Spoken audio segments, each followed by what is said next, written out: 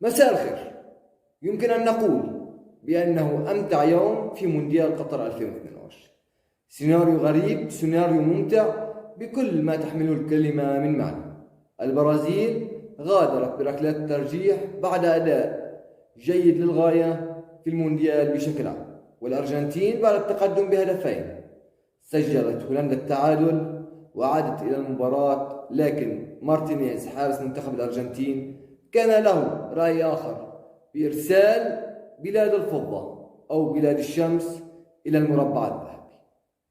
قبل بدء المقطع أتمنى منكم الاشتراك بالقناة، تفعيل زر الجرس حتى يوصلكم كل جديد. كرواتيا تقصي البرازيل من الدور الربع نهائي بعد أداء متواضع في دور المجموعات أو حتى في دور 16 أمام المنتخب الياباني، لكن كرواتيا قدمت أفضل أداء لها على الأقل تكتيكيا في هذه البطولة. تيتي يمتلك مجموعة كبيرة من اللاعبين وكان من أبرز المرشحين للفوز باللقب، لكن أمام مدرب متوسط المستوى تقريبا خسر الأداء وخسر النتيجة. في معظم مجريات اللقاء كانت البرازيل مسيطرة على المباراة، لكن تقريبا بدون خطورة في معظم مجريات هذه اللقاء. 4 كرات خطرة فقط على مرمى كرواتيا طوال 120 دقيقة.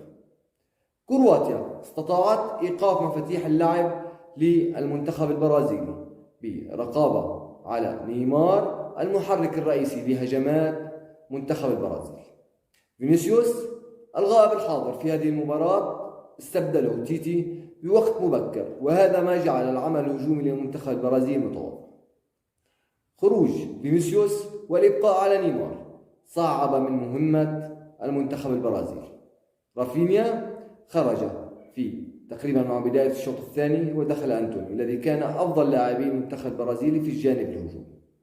نيمار أيضا الغائب الحاضر لم يقدم المستوى المطلوب منه على الأقل في هذه المباراة.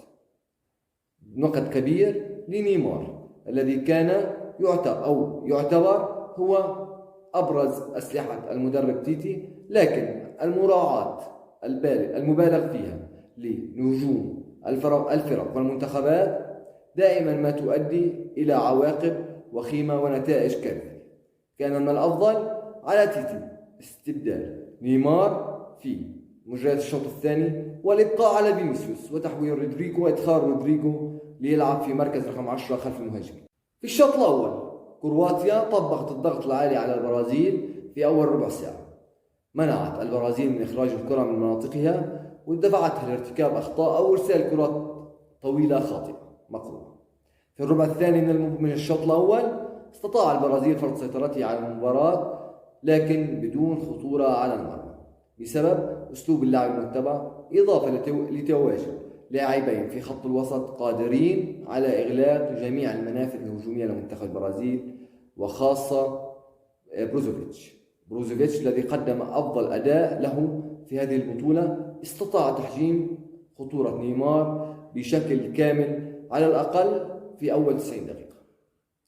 في الثلث الأخير من الشوط الأول عادت كرواتيا للسيطرة أو لتدوير الكرة وحرمان الخصم منها من أجل قتل الرتم، عدم السماح للبرازيل برفع الرتم والتحكم به، وهذا ما جعل البرازيل يعاني غير قادر على رفع الرتم بشكل كبير والانتظار أو تناقل الكرة في الخلف بشكل كبير. حدث عملية بطء في نقل الكرة، وهذا ما جعل لاعبي منتخب كرواتيا في وضع مريح، ليس هناك ضغط كبير عليهم. طبعا كما ذكرنا هذا الكلام في أول شوط. من قبل بداية المونديال تحدثت بأن البرازيل سوف تعاني بسبب غياب الأسلحة الهجومية للأظهرة. الدافع بميليتاو كظهير أيمن والاعتماد على دانييلو كظهير أيسر. اللاعبان لا يمتلكان أي إضافة هجومية يقدمانها أو يساندان الأجنحة هجوميا، وهذا ما سهل مهمة كرواتيا والأظهرة في كرواتيا على إيقاف خطورة فينيسيوس حتى تم استبداله. أيضا المد الهجومي من لاعبي خط الوسط كان مفقود بشكل شبه كامل، أسوأ لاعبي البرازيل في هذه المباراة كان نيمار الذي يلعب في مركز رقم 10 خلف المهاجمين، إضافة إلى باكيتا الذي لم يظهر تقريبا في أي كرة أو أي لقطة طوال فترة تواجده في الملعب. في الشوط الثاني تيتي استخدم أسلحته، أدخل رودريجو وأدخل أنتوني، لكن ما يعاب عليه عدم إخراج نيمار. المراعاة كما ذكرنا نجومية نيمار أدت إلى، بالرغم من تسجيله الهدف، لكن مراعاة نجومية نيمار أدت إلى وصول المباراة لركلات الترجيح. ركلات الترجيح التي كان منتخب كرواتيا يريد أن يصل إليها. ركلات الترجيح هي ركلات الحظ، هي ركلات ظالمة من وجهة نظري. مدرب كرواتيا تفوق على تيتي بشكل كامل تكتيكيا، فالأسلحة أو اللاعبين المتواجدين لدى منتخب كرواتيا لا يقارن بالأسلحة واللاعبين المتواجدين لدى المدرب البرازيلي تيتي. لذلك أقول بأن مدرب كرواتيا قد تفوق بشكل كامل على تيتي تكتيكيا، وأراد إيصال المباراة إلى الأشواط الإضافية ومن ثم إلى ركلات الترجيح، وهذا ما أراد. لكن أيضا نيمار كقائد سابق لمنتخب البرازيل يعول عليه كثيرا، وخاصة في تنفيذ ركلات الترجيح. الركلة الأولى هي أهم الركلات، لكن نيمار لم يذهب لتسديد الركلة الأولى واكتفى بالمتابعة، وأراد تسديد أو تسجيل الركلة الخامسة وتحقيق الفوز أو أن يحسب الفوز باسم رودريجو. عند برر الركلة الأولى سددها فتصدى لها حارس المنتخب الكرواتي. من أول ركلة أصبحت أمام منتخب البرازيل تقريبا سيئة أو ضئيلة. هذا الأمر لا يجب أن يكرر مع أي قائد منتخب قادر على تسديد ركلات الترجيح. الركلة الأولى هي أهم الركلات كما ذكرنا. يعاب على نيمار انتظاره الركلة الخامسة وإرسال شاب فتي لتسديد ركلة الجزاء أو ركلة الترجيح الأولى، وأن يحمله الكثير من الضغوطات التي وخاصة بأن آمال المنتخب البرازيلي تكون معلقة في أول ركلة الترجيح. قبل بداية المونديال أيضا تحدث على أن كرة أمريكا الجنوبية بحاجة للتطوير. تطوير يحدث بإدخال عنصر الكرة الأوروبية إلى المهارة الفردية ودمجها مع بعض. اليوم المنتخب البرازيلي يقيل أو تيتي استقال من منصبه كمدير فني أو مدرب لمنتخب البرازيل. إذن اليوم المنتخب البرازيلي بحاجة لمدرب أوروبي قادر على نقل الكرة البرازيلية نقلة نوعية. فحتى وإن حقق سكالوني لقب مونديال قطر 2022، وحتى إن حقق لقب كوبا أمريكا القادم، ومن ثم حقق لقب مونديال 2026، أراه مدرب متواضع، وخاصة في تدخلاته في المباراة أو حتى قراءته للخصم في عمر المباريات. شاهدنا في مباراة استراليا استبداله لأكونيا وإدخال تليابيكو أدى أو أثر على عمل المنظومة الدفاعية بشكل كامل. اليوم قام بإخراج أكونيا وأخرج روميرو وأدخل مكانهما باتزيلا وتليابيكو. عادت هولندا إلى مجريات اللقاء لتسجيل هدفين بعد القيام بهذا التبديل. طبعا هو كما ذكرت عبر الصفحة بأنه مدرب غبي، قراراته أو اختياراته في ضمن مجريات اللقاء خاطئة تماما في جميع المباريات التي خاضها منتخب الأرجنتين. تدخلاته وتبديلاته دائما ما تصب في مصلحة الخصم. لذلك أرى أن من مصلحة المنتخب البرازيلي أو حتى مصلحة المنتخب الأرجنتيني بعد نهاية هذا المونديال أن يتوجهوا للتعاقد مع مدرب أوروبي، مدرب ممتاز أوروبي قادر على إضافة الفكر الأوروبي للمهارة الفردية التي يمتلكها راقصي السامبا، ومن بعدها سوف نلاحظ تغير ملحوظ في أداء الكرة البرازيلية للأفضل. المنتخب الأرجنتيني يعبر إلى الدور نصف النهائي بعد انتصاره على هولندا بركلة الترجيح. المنتخب الأرجنتيني استحق الفوز، استحق التأهل عطفا على ما قدمه من مجريات اللقاء. المدرب سكالوني اعتمد على رسم تكتيكي 5-3-2، وهو نفس الرسم التكتيكي الذي يلعب به منتخب هولندا. الاعتماد على هذا الرسم جعل من خطورة الأطراف لمنتخب هولندا خفيفة أو ضعيفة للغاية بسبب الرقابة اللصيقة رجل لرجل في الثلث الأخير من ملعب المنتخب الأرجنتيني. نفس الرسم التكتيكي كما ذكرنا الذي لعب فيه المنتخب الهولندي جعل الكفة متوازنة ومتساوية إلى حد كبير، لكن تواجد لاعب بحجم ليونيل ميسي جعل الكفة تميل لصالح لاعبي أو منتخب الأرجنتين.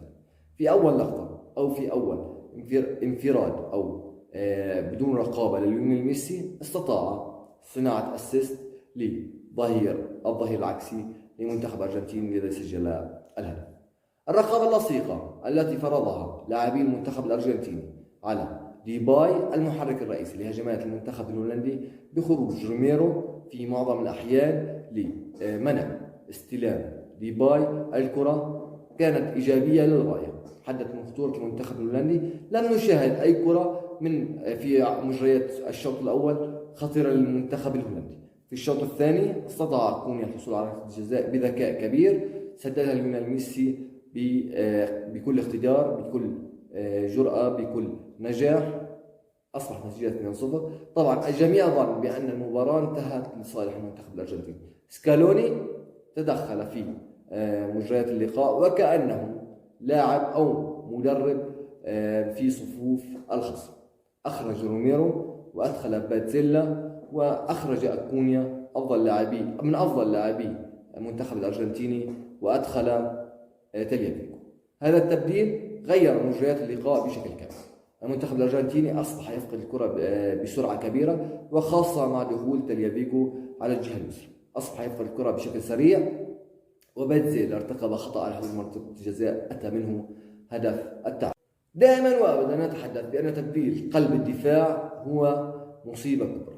قلب الدفاع لا يستبدل إلا في حال الإصابة أو أنه ارتكب أخطاء وأصبح خارج المباراة فقد تركيزه. اليوم روميرو قدم مباراة ممتازة، فلماذا يتم التضحية بروميرو وإخراجه من الملعب؟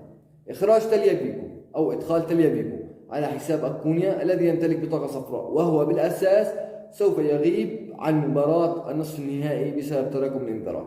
فإذا قرار إخراج أكونيا وروميرو كان خاطئ جملة وتفصيلا، وأعاد المنتخب الهولندي إلى مجريات اللقاء. طبعا فان خال عندما قام سكالوني بهذه التغييرات قام بتغيير الرسم التكتيكي في أكثر من مرة لإيجاد كثافة عددية كبيرة داخل منطقة الجزاء. هذه الكثافة العددية كانت في إرسال كرات طويلة وعالية إلى داخل منطقة الجزاء يقوم باستغلالها لوك دي يونغ أو اللاعبين المتقدمين فان دايك أو باقي لاعبي المنتخب الهولندي. وكان لفان خال ما أراد لتسجيله لهدفين في الوقت القاتل من عمر المباراة.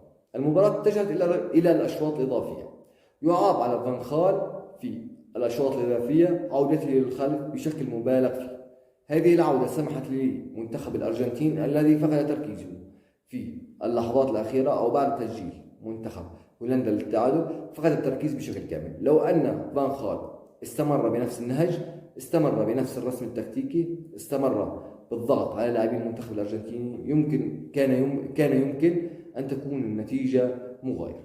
لكن فان خال عاد للخلف وبدأت هجمات المنتخب الأرجنتيني الذي أضاع 3 أو 4 كرات في الأشواط الإضافية كانت سوف تؤهل المنتخب الأرجنتيني بشكل مباشر إلى الدور نصف النهائي بدون اللجوء إلى ركلات الترجيح. ركلات الترجيح مارتينيز كان له اليد العليا في تأهل المنتخب الأرجنتيني بتصديه لأول ركلتين لمنتخب هولندا. طبعا منتخب هولندا كما نعلم هو من أكثر المنتخبات خسارة للمباريات في ركلات الترجيح، منتخب غير محظوظ أبدا في ركلات الحظ.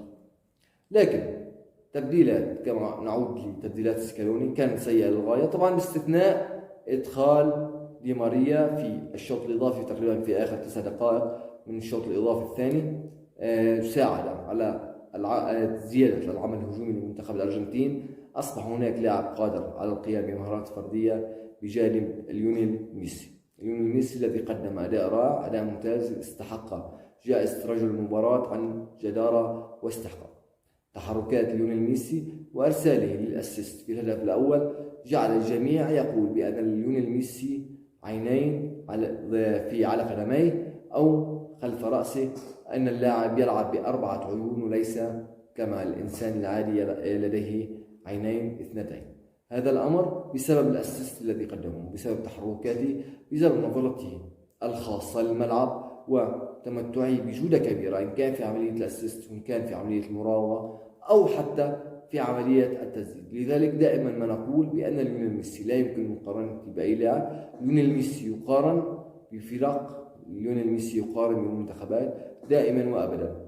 هي الأرجنتين تعتمد على ليونيل ميسي لصناعة الفارق، لذلك هي بطولة ليونيل ميسي. كما كان الأمر في مونديال 1986 عندما حقق مارادونا لقب المونديال الثاني لصالح بلاد التانغو. اليوم ليونيل ميسي سوف يحقق إن شاء الله لقب مونديال قطر 2022 لتكون كما كانت بطولة مارادونا، سوف تكون بطولة ليونيل ميسي.